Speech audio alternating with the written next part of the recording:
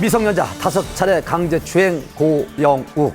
자, 최종 형량을 받은 후 각기 다른 이유로 연일 뉴스에 오르내리고 있습니다. 미성년자 성폭행 및 강제추행 혐의로 기소 중인 방송인 고영욱. 그가 연예인 최초로 전자발찌를 착용하게 됐습니다. 세간을 떠들썩하게 했던 이번 사건에서 논란의 중점이 된 형량 축소 한밤에서 취재했습니다. 지난 27일 항소심 선고 공판이 열렸습니다. 어떻게 예상하세요? 글쎄요, 지켜봐야죠. 반성문 제출했다는데 예. 사실인가요? 예, 맞을 겁니다. 아마. 네, 내용. 과연 결과는 어떻게 됐을까요? 고영씨 선고 공판에서 징역 2년 6월, 그리고 전자발찌 부착 3년, 신상 정보 공개도 7년에서 5년으로 이렇게 줄었습니다. 항소심에서 실형과 전자발찌 착용을 면할 수 없게 된 고영욱. 2010년 7월부터 지난해 12월까지 미성년자를 성폭행하고 강제추행한 혐의로 구속 기소됐고 1심에서 재판부는 징역 5년, 정보공개 7년과 전자발찌 착용 10년을 선고했지만 이번 항소심에서 형량이 대폭 줄었습니다. 그 이유는 유명 연예인 신분으로 피해자들의 호기심을 이용해 범행한 점 등은 죄질이 나빠 실형이 불가피하지만 고 씨가 피해자 3명 중 1명과 합의했으며 다른 1명이 고소를 취하한 점, 피고인이 반성문을 통해 진심으로 죄를 뉘우치고 있고 연예인으로서의 활동이 어렵다는 점을 들어 감형을 선고합니다. 혹시 이번 판결은 어떻게 만족하시나요? 형량이 줄어들었나요? 형량은 많이 줄긴 줄었는데요. 저희가 기대했던 거하고는 좀 미치를 못해서 좀 안타깝습니다. 이에 대해 네티즌의 반응이 뜨거웠습니다. 연예인이라고 해서 일반 국민들하고 틀리게 봐주는 것밖에 더 되겠어요? 그렇게 뭐 형량을 뭐 10년에서 3년으로 이렇게 갑자기 줄어버릴 수 있는 그런 범죄라고는 생각 안 하고요. 그렇다면 고영욱 씨의 형량은 왜 줄었을까요?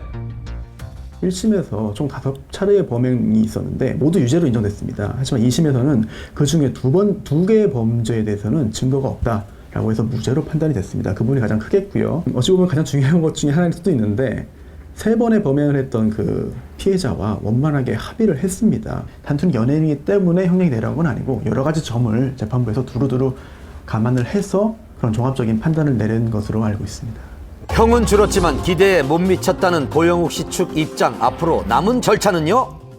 판결 선고가 9월 27일이면은 28일부터 이제 기산이 돼가지고요. 예, 그부터 7일 이내에 상고장을 내게 되겠습니다. 약 3시간 전쯤 고영욱 씨 측 변호인이 오늘 상고장을 제출했다는 소식이 전해졌습니다. 이로써 최종 판결은 대법원에서 가려지게 됐습니다. 고영욱 씨의 이번 사건은 고영욱 씨가 대중에게 친숙했던 연예인임에도 불구하고 굉장히 충격적인 성범죄를 저질렀고 또한 그 연예계에 그 전자발찌 부착 1호라는 이 불명예를 남기게 되었는데요. 다시는 이런 성범죄에 대해서는 다시는 일어나면 되지 않는다는 이런 경각심을 주는 계기가 되었습니다. 최종 판결 과연 어떻게 될지 귀추가 주목됩니다. 아버지란 이름으로 괴로운 스타가 있죠. 바로 차승원 씨. 아들 차모근의 대마초 구형부터 성폭행. 새로운 뉴스 이어갑니다. 내가 잃어버린 것조차 다시 널 성폭행 혐의로 잊으리라. 피소된 사실이 알려지면서 세간에 큰 충격을 안겼던 차승원 씨의 아들 차모근 사건. 당시 차승원 씨의 신경 고백 등으로 관심이 집중됐었는데요.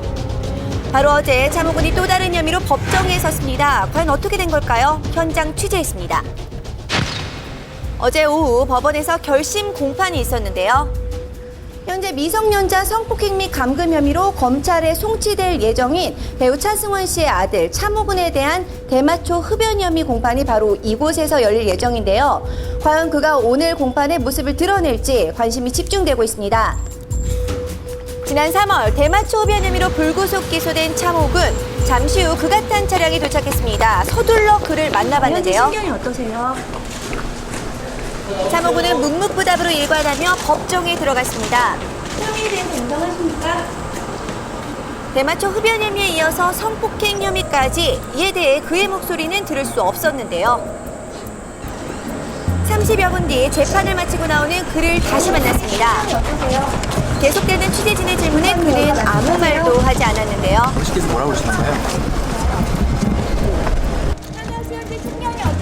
최후 변론에서 차모군은 가족에게 미안함을 고백한 것으로 전해졌지만 재판이 끝난 뒤에는 조용히 법정을 빠져나갔습니다. 굉장히 좀 불안한 눈빛을 보였고요. 계속 취재진이나 주위를 둘러보는 좀 초조한 눈빛을 보였습니다. 공판 결과는 어떻게 됐나요? 네, 검찰은